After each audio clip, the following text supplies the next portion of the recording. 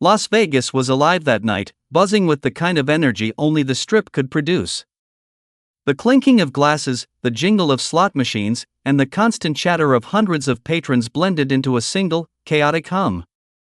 Yet in the midst of it all, the stage was a quiet island of focus, bathed in amber light. Standing there was Dean Martin, his posture relaxed but commanding, his iconic grin soft yet magnetic. The orchestra behind him played a gentle melody, the kind that made people lean in, close their eyes, and forget everything else. Dean's voice cut through the hum of the casino like a calm river, smooth and effortless, wrapping around the audience with a subtle authority. He didn't rush his lines. He didn't force a laugh. He simply existed in that moment, and somehow, the room existed with him. In the front row, a man sat alone. Mid-50s, wearing a plain dark suit, his hands folded tightly over a glass that he hadn't touched all evening. His expression was blank, his eyes distant, as if he were somewhere far away, somewhere unreachable. Dean's gaze flicked toward him. There was something fragile about him, something that Dean noticed instantly. Suddenly, the man leaned forward, and the glass slipped from his fingers, shattering on the floor. A sharp, panicked gasp swept through the audience. Chairs scraped across the floor, and the band faltered, unsure whether to stop or continue. Security surged forward instinctively. For a moment, chaos threatened to erupt in the crowded room. Dean didn't move hastily. He didn't shout. He simply watched, taking in the scene with an almost surgical calm. His eyes scanned the man, checking for immediate danger. He noted the sudden slackening of the man's body, the way his head tilted unnaturally, and the subtle shallow rise and fall of his chest. Without a word, Dean lifted his hand, palm facing the orchestra. The music halted instantly, mid-note. The room seemed to hold its breath. Security froze, unsure whether to intervene or wait. Dean stepped off the stage with a fluid calm, approaching the man as if he had done this 1,000 times before. He knelt beside him and gently loosened the man's tie, placing a steady hand on his shoulder. Dean's movements were deliberate, precise, and quietly commanding. He signaled for security to give them space and for someone to call a doctor immediately, but he did not panic. There was no rush in his voice, no frantic energy, only presence, only focus. The man's eyes flickered open briefly, confusion and fear mingling in his gaze. Dean leaned closer, lowering his voice to a calm murmur. "You're going to be all right," he said. Not loud enough for the crowd to hear, but somehow, the man seemed to respond to the reassurance. The panic that had begun to spread through the room slowed, then almost disappeared. People stayed in their seats, watching in stunned silence. Minutes passed.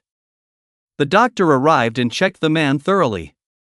Dean remained beside him, kneeling quietly, holding his hand just enough to provide comfort. When the man was lifted onto a stretcher, he instinctively grabbed Dean's sleeve. Dean bent down, keeping eye contact, and whispered again, "You're gonna be all right."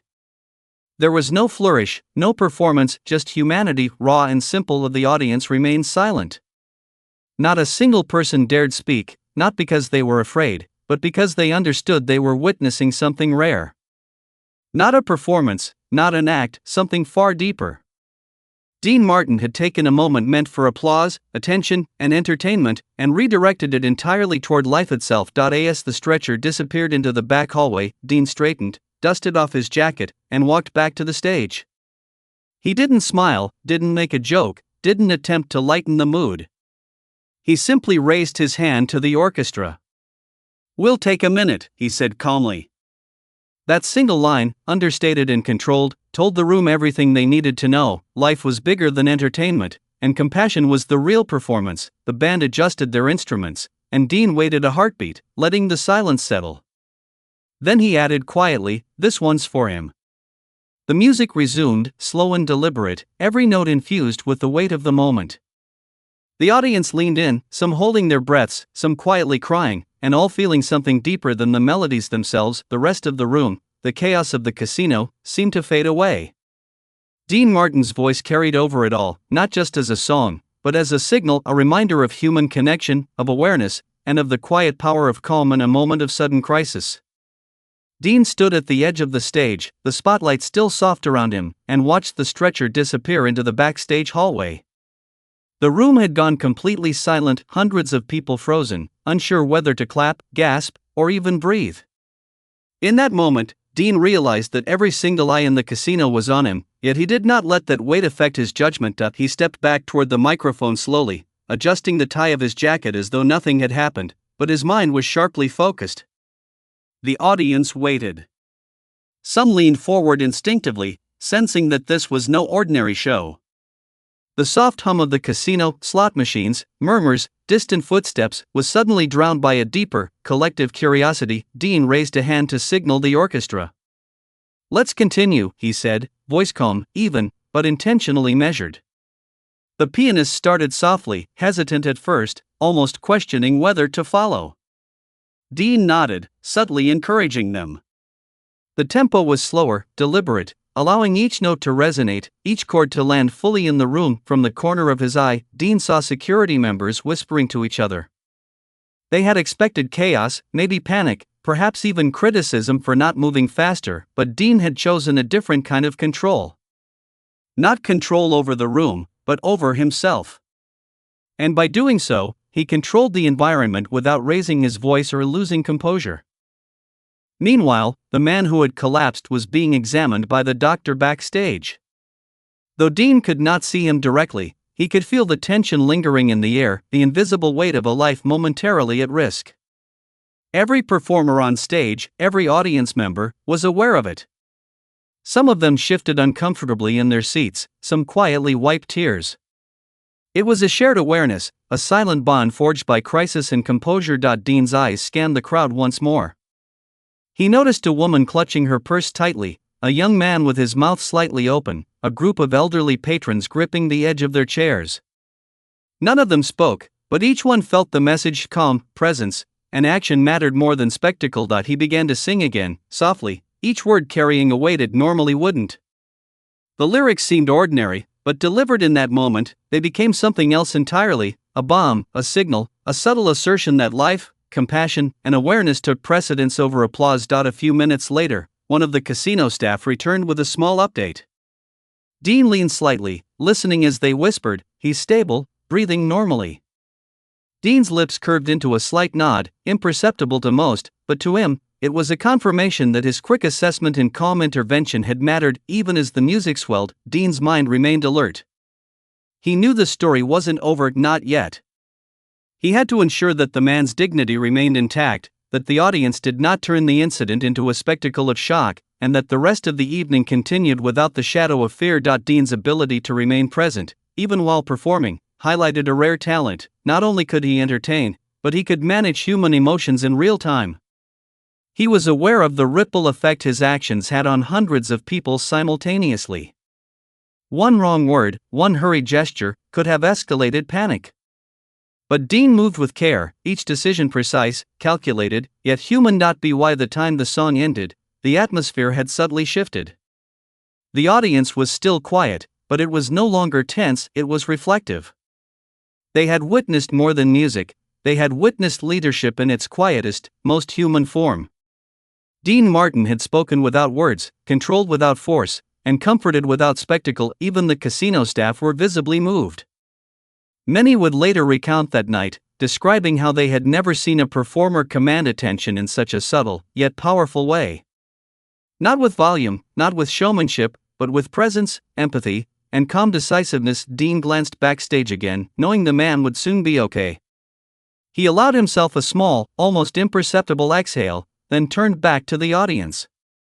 No dramatic bow, no flourish, just Dean Martin, standing under the lights, ready to continue the night as if nothing had happened, while silently carrying the weight of what had just occurred. The music lingered in the air, slow and deliberate, almost hesitant at first.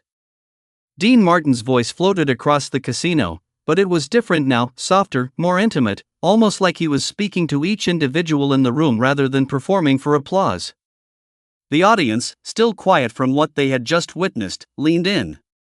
Even the chatter from the back tables had died down, replaced by the subtle hum of collective awareness. Dean's eyes swept across the front row again. Empty space marked where the man had collapsed, and though he was out of sight, the impact of his absence filled the room. Dean's gaze softened, and he delivered each line of the song with a measured pause in between, letting the audience feel every syllable. A young couple sat nearby, holding hands tightly, as if seeking reassurance from each other. Their eyes reflected the vulnerability of the moment, the way a sudden event could pull everyone into a shared emotional current. An elderly man in the corner dabbed at his eyes, realizing he was witnessing more than music. He was witnessing calmness under pressure, a lesson in humanity. Dean paused mid-verse, letting the last note resonate through the room, then spoke directly to the audience.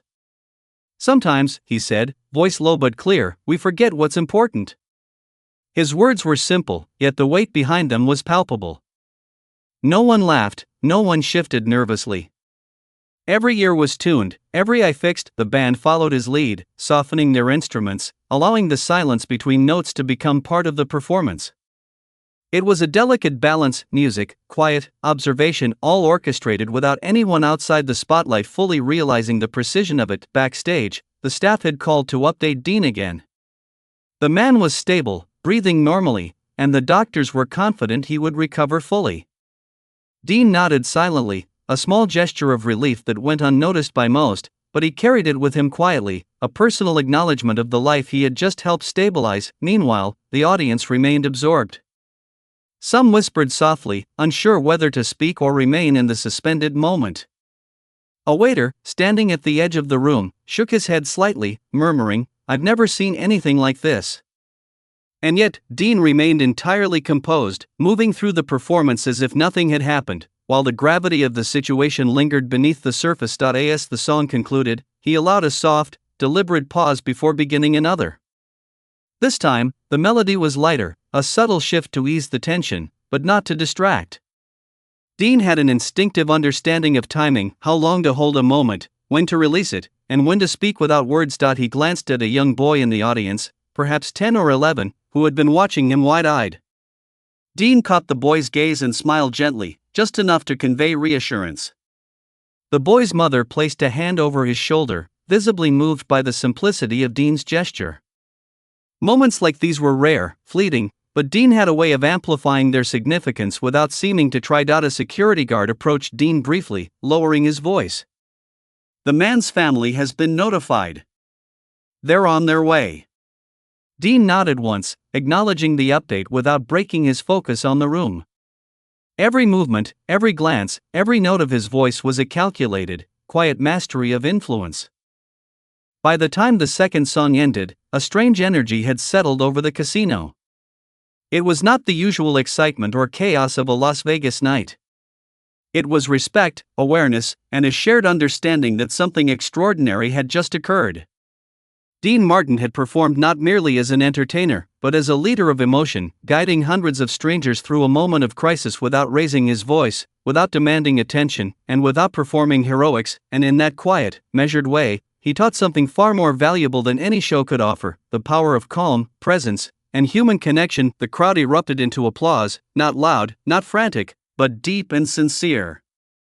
They weren't applauding the song alone, they were applauding Dean's ability to hold the room together, to act decisively and compassionately, and to transform a potentially chaotic moment into something memorable, profound, and humane. Dean Martin paused, nodded slightly, and said simply, "Thank you. Let's keep going." The band resumed. The room slowly returned to its rhythm, but no one would forget what had just happened. That night, Dean Martin had done more than perform. He had reminded everyone in the casino that a single calm, attentive person could influence an entire crowd. Even in the chaos of Las Vegas. Backstage, the atmosphere was tense but orderly. The stretcher had disappeared around the corner, and the staff moved quietly, almost reverently, giving space where Dean had knelt moments before. Despite the drama of the situation, no one was panicking. They had learned something from watching him. The calm authority of Dean Martin was contagious. Dean leaned against the edge of the backstage curtain, catching his breath for only a moment before speaking softly to the stage manager. "How is he?" "He's stable," the manager replied. "Doctors say he'll be fine, but they want family notified first." Dean nodded. That small gesture was deliberate. He didn't need to say more. He had already done the part he needed to do, but he also knew the ripple effect of his actions went beyond the man himself. Every person in that room, from the youngest kid at the front table to the casino owner perched on the balcony, had witnessed what it meant to remain calm and act decisively. A young assistant approached, holding a clipboard. "Do you want to stop the show?" she asked hesitantly, almost afraid of breaking the spell Dean had created. He shook his head. "No. We continue," he said. "But let's make it respectful. Keep the tempo soft for a few songs. Let them settle." Even in these small decisions, Dean demonstrated a skill few performers could claim. He understood that the audience's emotional state was fragile. A loud song, a joke, or even too much fanfare would break the focus, turning something meaningful into mere spectacle. Instead, he guided them back gently, like a captain steering through turbulence. Dean checked his reflection briefly in a mirror. His signature grin was still there, but softened, tempered by awareness. The audience would see the same Dean Martin they had come to expect, but he carried the weight of what had just happened with him. Quietly back in the audience, people were still murmuring quietly, sharing whispers of concern for the man who had collapsed. Some eyes were red, some hands trembling slightly from the adrenaline of fear. But the applause that erupted after Dean's second song was not just for entertainment, it was for composure, for quiet heroism, and for the reminder that someone truly present could change the tone of an entire room. Dean returned to the stage, signaling the band to begin a softer melody. The first notes were hesitant, almost questioning, as if they were seeking his approval. He nodded slightly, and the music became stronger but measured, allowing the emotion of the moment to settle. He started singing again, but his lyrics carried a new weight. Every word, every pause, was infused with the awareness of the night's events. Meanwhile, the man's family had arrived at the hospital. The news had traveled quickly. A famous entertainer had intervened during a collapse, acting calmly and decisively. Though Dean was not there to witness their reactions, staff later reported that the family was overwhelmed with gratitude and astonishment. They could hardly believe the composure and care shown by someone they had only known as a performer. Back on stage, Dean noticed subtle gestures from the audience. A woman holding her husband's hand tightly, nodding in quiet approval, a young man brushing a tear from his eye, an older gentleman sitting straight in his chair, admiration evident in his posture. These small details were not lost on Dean. He had an almost uncanny ability to read a room, to sense emotions in the air, and to respond with exactly the right measure of action and restraint. As the night continued, Dean took a moment between songs to address the audience softly.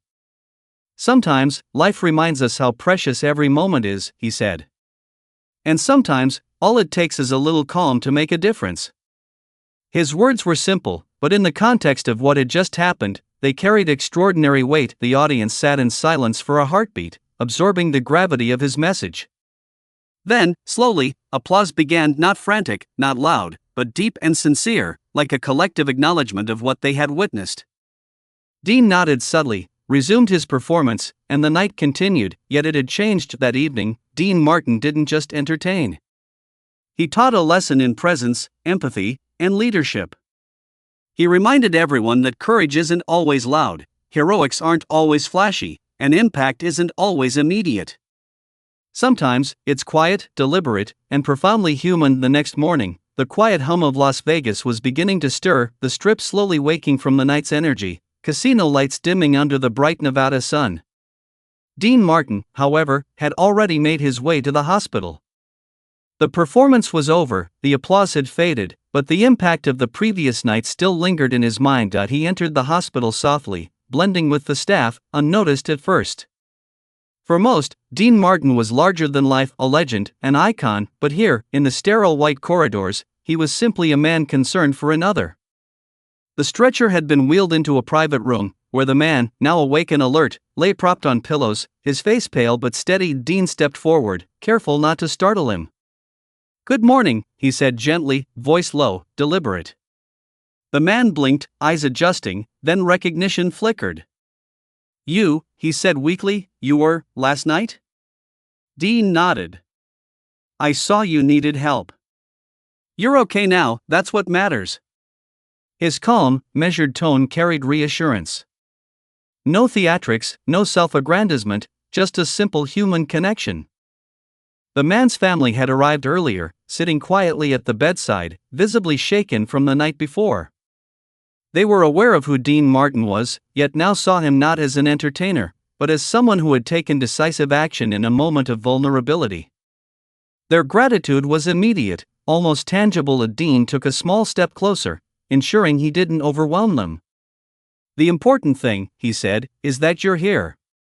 That you're all right. That's all that matters." The man nodded, swallowing hard, eyes brimming with emotion. Meanwhile, word of Dean's intervention had spread through the hospital staff.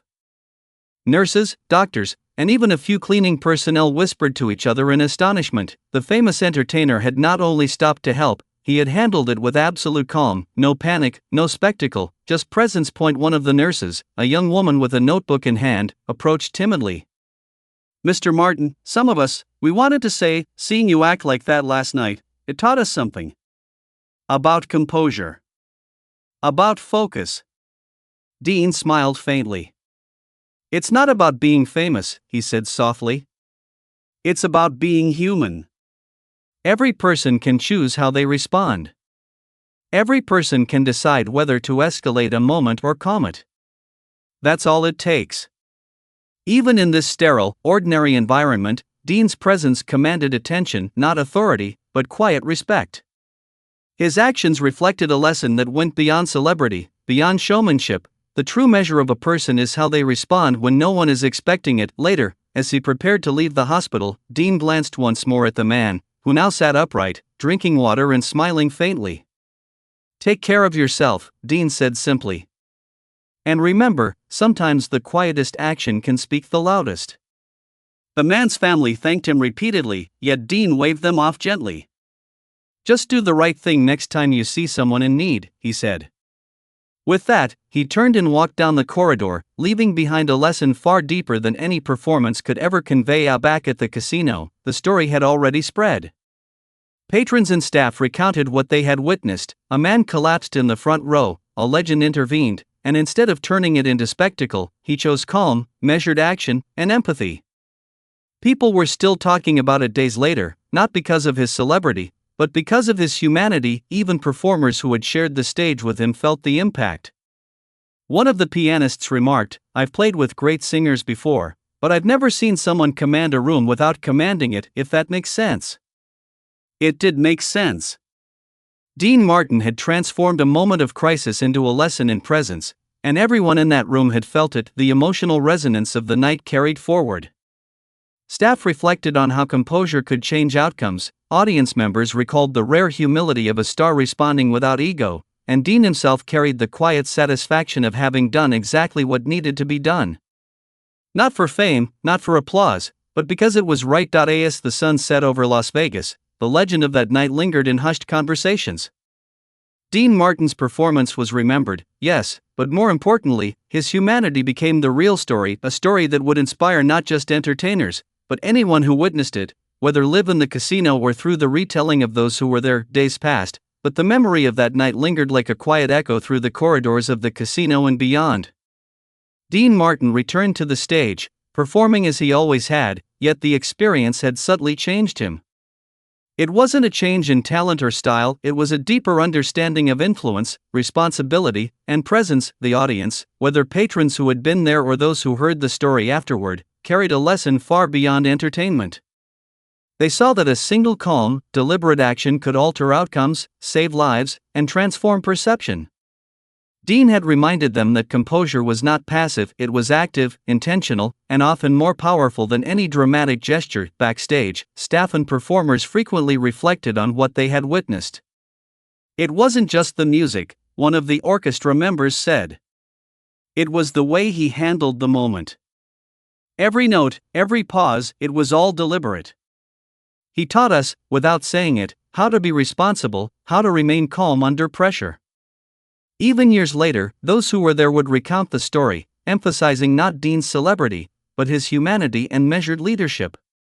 It became a lesson in the power of presence, a reminder that influence does not require dominance or volume, but attentiveness, empathy, and clarity of action. For Dean, the memory of the man who collapsed remained vivid. He often thought about how fragile life could be, how a single choice, to act or not to act, to panic or to remain calm, could create ripples felt by hundreds of people. It was a reminder that even in the most public, high-pressure environments, the opportunity to do the right thing was always present. In interviews, Dean occasionally referred to the incident not as a heroic story, but as a moment of human connection. "It's easy to think that being a performer means entertaining," he said. "But sometimes, it means noticing what's happening around you and doing the right thing quietly, without applause, without attention. That's the real performance." The man he had helped recovered fully, returning to his normal life, yet he never forgot the quiet figure on stage who had acted decisively without fanfare. Friends and family often recounted the story to him, emphasizing how rare it was to witness such composure. And though Dean never sought recognition, the impact of his actions rippled outward, shaping the way people understood empathy, responsibility, and leadership. The casino, too, carried the memory. Staff adopted new standards of attentiveness and calm, inspired by the example Dean had set. They shared the story with new employees for years, emphasizing that professionalism was not just about technical skill, but about human awareness and measured response under pressure. Dean Martin's actions that night were a testament to an enduring truth: the greatest influence often comes from quiet presence rather than loud words, and the most profound leadership is expressed through calm action rather than spectacle. It was a lesson in human behavior, psychology, and moral responsibility, one that transcended the glamour of Las Vegas and the shine of celebrity. Years later, when reflecting on his career, Dean would quietly remember that night, not for applause, not for reviews, but for the simple awareness that he had acted decisively when it mattered most. It was a story of life, observation, and presence, a demonstration that sometimes, being truly human means remaining composed in the moment, observing clearly, and responding appropriately. In the end, the lesson was simple yet profound: influence is not measured by fame or recognition, but by the quiet, deliberate decisions we make in critical moments. And Dean Martin, in that one night, illustrated it perfectly, showing that calm, empathy, and focus can resonate more powerfully than any performance ever could.